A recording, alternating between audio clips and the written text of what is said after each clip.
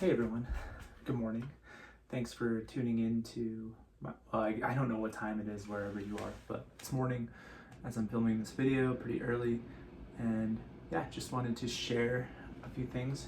I was thinking about doing a little video on what I did a video on last time because I'm still in that part of the Bible, and I think it's an amazing place in the Bible.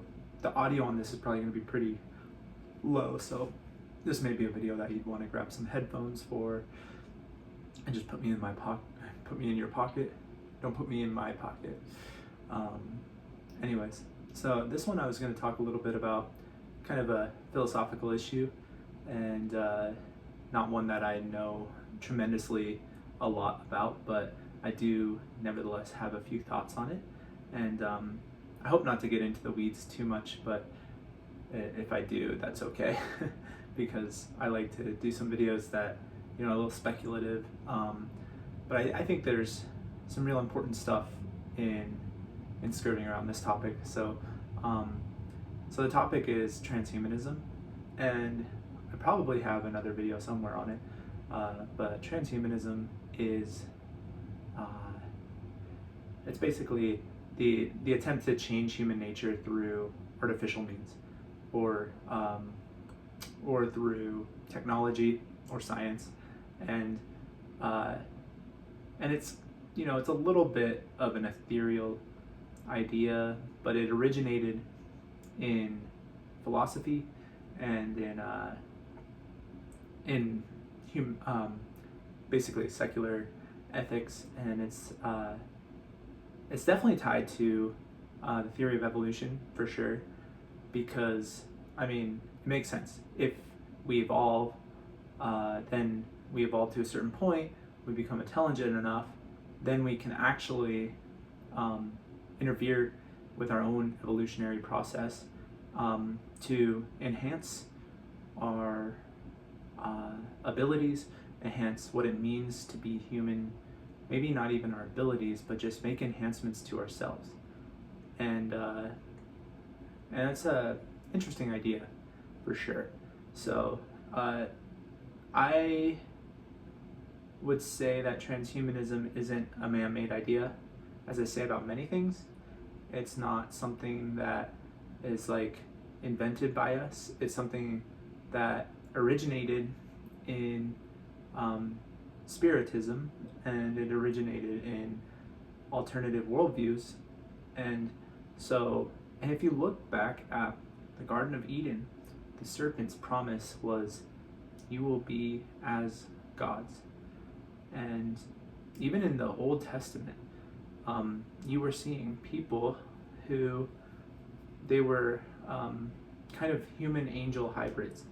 And so not to get too much into them, because I don't want to speculate on that a whole lot, but that's an interesting thing that was at least claimed in the Bible.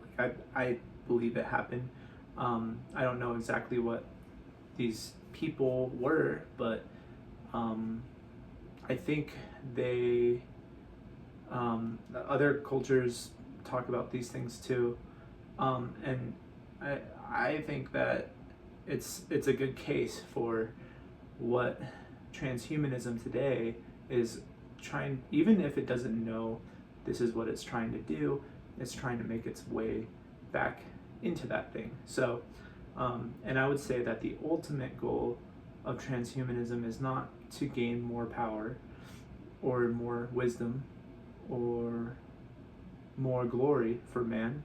All of those things are searched for in transhumanism for sure, but the highest goal for the phenomenon is to overcome death itself. And so glory and power and honor are all a part of what transhumanism is, and prosperity too. If we can perfect our nature, then we can prosper. And the idea of, I've been thinking a lot about the idea of the whatever the thing is that they're trying to invent now that is like going to connect people to the internet, the chip that you put into your brain. And I've been thinking about that a little bit, and not to again, not to get too far into the weeds, but the idea is that this this chip unlocks human potential, and not only human potential for knowledge or health, because apparently, like, supposedly you'd be able to live longer with this, and you know, even I've heard people talk about, like, I personally would have to how do I say this? I would have to, like, see some evidence if I if I was to believe that this could be doable. But I mean, hey, there's self-driving cars now, so a lot of things that I didn't think 5 years ago were doable are doable now. So, but the idea is that you can enhance yourself through technology, and not just enhance your physical and mental well-being, but also your moral well-being too. Because the idea is that, hey, if we enhance our minds, like, we will also understand peace better, and we'll understand how to live better with each other. And so this could be a good thing for people to kind of awaken more. And this awakening idea is implicit in the honestly, in the serpent's promise too. So it goes back to that as well, because Satan said, "You will be as gods." So there's the first promise. You will be, you will be higher than your original intended design. And the second promise was, your eyes will be opened. So that one actually comes before, but this eyes being open thing is a notion of awakening. So you will be awakened, and so that's a enlightenment, right? And both of them are an awakening and a leveling up of our humanity that are not originally intended in our design. So that is a problem. It's not a problem for people who don't know they are designed. Because if you don't know you are designed, then what's the problem here? We're just evolving. And so we're evolving. And here, at this point of evolution, we can actually come in, and we're smart enough and powerful enough to create interventions to our humanity. And this is actually something that was alive, very much alive in the not just now, it was in the 20th century too. This idea of being able to influence our humanity. And that was honestly what the Nazis were doing. They were obviously not doing it in the same way. They wanted to enhance humanity by preserving what they thought to be the most pure gene pool, and eliminating other inferior people that they, obviously these people weren't inferior, but people that they saw as inferior, whether they were Jewish people or African American people, or not African American, Black people, and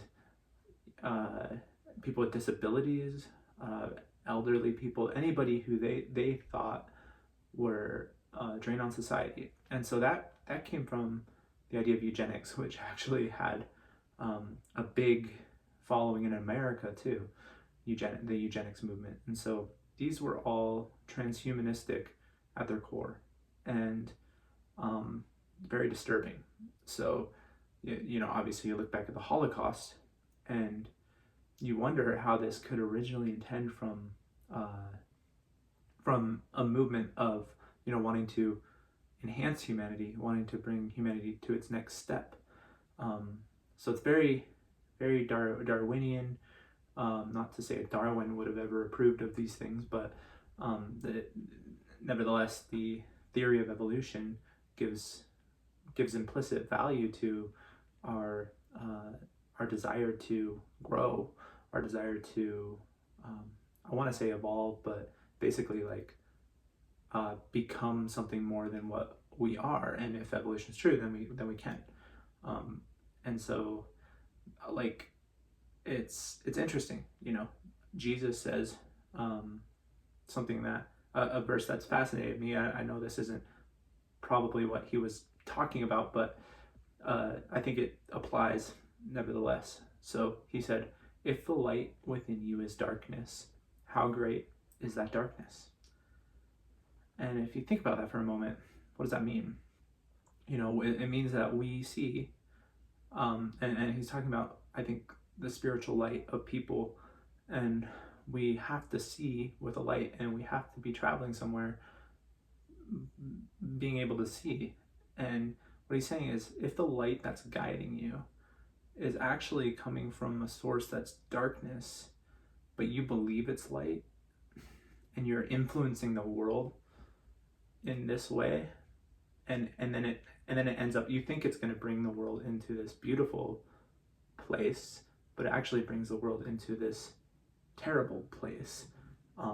If the light within you is darkness, then how great is that darkness?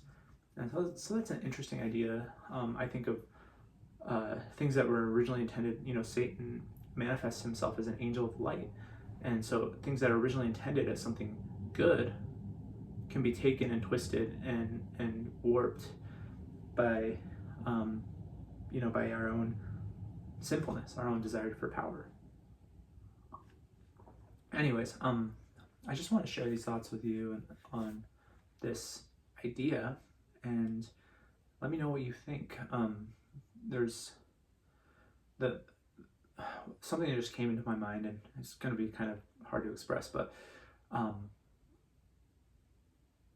God created us with this original design, and if you look into intelligent design theory and the idea of like our gene code, a genetic code being so meticulously coordinated to describe who we are, for me, like, I have no problem with my limitations. I used to have problems with my limitations, and I'm not gonna say, like, I'm not gonna ever say it sucks to get old. It sucks to like have my knees give out or whatever it is as I grow older. Like, I'm not sitting here saying, oh, that doesn't negatively affect me ever. But what I'm saying is, like, before I knew God, I didn't really realize, first of all, I didn't realize I was designed and I have limitations. And so, like, I think somewhere in me I had this, like, desire, I didn't know how to describe it, but this desire to continue to be glorified and to grow and to manifest, or whatever it was. And now it's like I don't have that desire anymore, because, like, I trust God to do his will, and to to use me in whatever way he needs me to be used. And I just try to listen to him. And the idea of scripture is, like, what is taught in scripture about who we are and who God is that God is the most glorious being who's ever existed. He's the first being who ever existed, and he created everything else, whether it's angels or the universe or animals or human beings. He created it all, and it's all glorious, right? It all shows points back to the glory of our Creator. And he tells us, his people, that the meek shall inherit the earth. And so we just have to kind of rest in this trust, because Christians, like, at the core of our belief system, it's the idea of Jesus rose from the dead, and that's, he's this first light, the firstborn. He's this first light that shined in the darkness, so to speak. And if we follow our own lights, we're just, like, guiding ourselves into more darkness. But if we follow the light of Christ, we're following him, even though, like, our bodies, as they age, they get older, or we die, or some Christians are martyred, like the poor people in Congo recently, people martyred, and they are aware, like, this body is wasting away. but spiritually, you're being renewed by God, by your Creator. Whereas apart from Him, there's not really that knowledge or that comfortability with, hey, I am limited in what I am and what I know and who I am, and those limitations are okay. I'm going to trust God. Instead, there's this like, we're limited. We have to see how we can widen the boundaries of who we are. And I think like that's just a dangerous worldview to have. So, and if you ever thought about it that way, let me know in the comments. Or if you have a problem with that idea, let me know in the comments. And yeah, hopefully this video is helpful for somebody out there. Just wanted to talk about that for a few minutes, but take care. Bye.